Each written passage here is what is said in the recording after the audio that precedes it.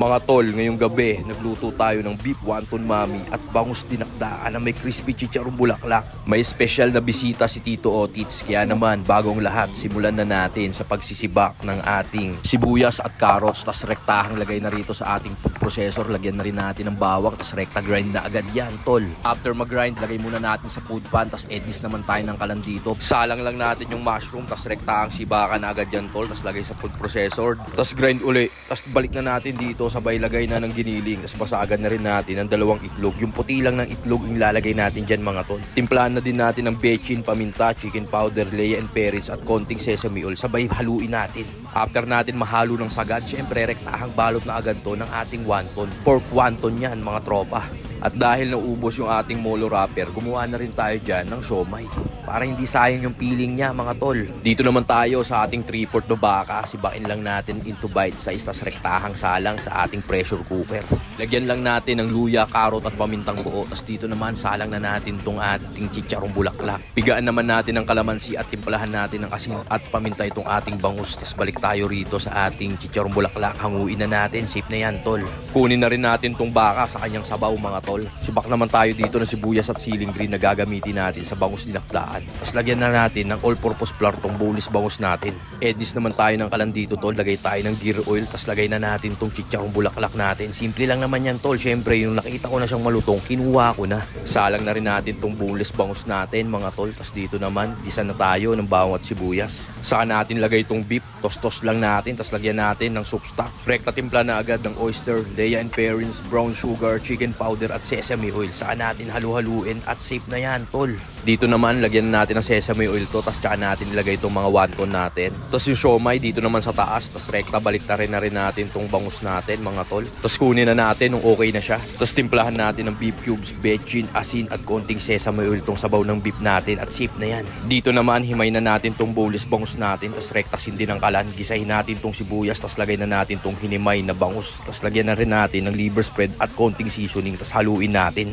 Nung halong-halo na siya, pinatay natin yung kalan, saka tayo naglagay ng mayonnaise. Utak sana ng baboy kaso wala na tayong nabilhan. Balik tayo rito sa pinapakuluan nating wonton, okay na siya kaya kunin na natin. Pati itong siomay tol, kunin na rin natin, safe na rin yan. Ednis tayo ng kalan, pakulo tayo ng tubig at ilagay na natin tong mami noodles natin. Binlunch natin ng 30 seconds yan para mabisa talaga.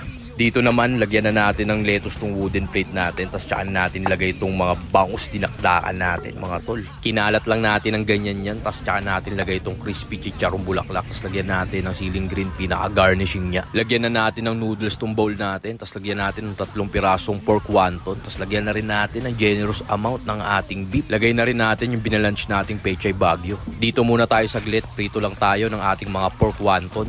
Tapos rekta plating na yan kasama ng ating siomay. Tapos dito naman, lagyan na natin ng egg yolk tong mga beef wonton natin. Saka natin lagyan ng mainit na sabaw niya. Tapos lagyan na rin natin ng onion leeks para ganap na ganap talaga to mga ropa. At ayun na nga, tapos na tayo magluto ng beef and wonton mami. Tapos may siomay pang kasama yan. Tsaka itong bangus dinakdakan na may crispy chicharon bulaklak sa gilid. Quality na on the spot na galawan to, tropa. Yun mga tol, ngayong gabi wala muna tayong tagay session. Full trip lang tayo. At bumalik si Tol Mike. Tol, salamat Tol. Mabisa, pangalawang balik at Tol Ryan. Thank you. Mga Tol, gumawa tayo ng bangus dinakdaan na may crispy chicharong bulaklak. Tsaka beef and wonton mami.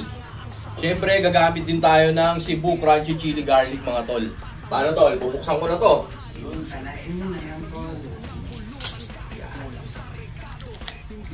Iyon. Par, bubuhos ko na. Buhos mo na mabisang katas. Iyon o. Buhos mo mabisang katas, boss. Koksain mo, boss. Yan o. Tape. Tol, bakbakin na natin to. Yun. Tara. Tikman nga natin. Tol Mike. Malayo yung pinanggalingan mo eh. Grabe Tol, saktong-sakto ito. Gutom na gutom na kami kanina. Muntik pa kami mapaway. Ano, yung lasa par? Mag-isa ba? Sobrang bisa Tol. Awas-awas. Isa.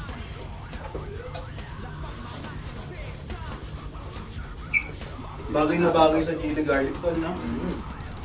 Mga tol, natin. Beef and wonton mami yan, no?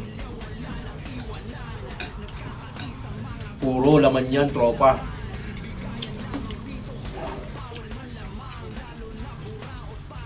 Tol, FT-hin mo yan. Tol, sarap nito. Tapos ka dyan, Tol Mike. Bisa. Lambot. Mga tropo.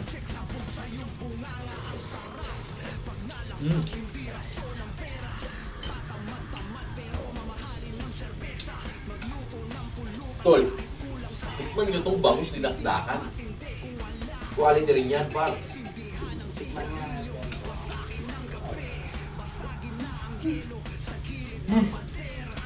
Diba? Sarap. Bagay sa kanin.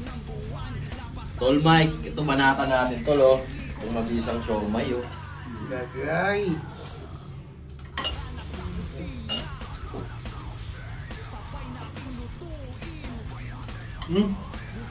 Crunchy, chili garlic, mga Tol. Bagay na bagay ito, no? Totoo. Mabisa. Isang lasa ng bawang. Tapos tama lang ang tol. Isa pa tayo, boss.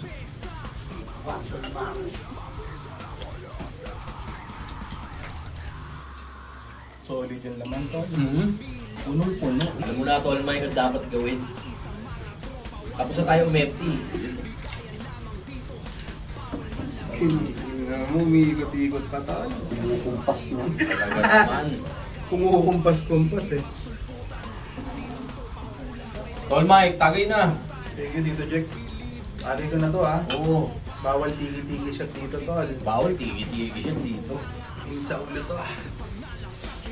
Mainit sa ulo. Isa mo. Pisa, tol. Dito, Jack. Tatagayan na kita. Sige, tropa. Kalmahan mo lang. Tatagayan mo lang. Okay na yan, gago. Tagayin mo na yan.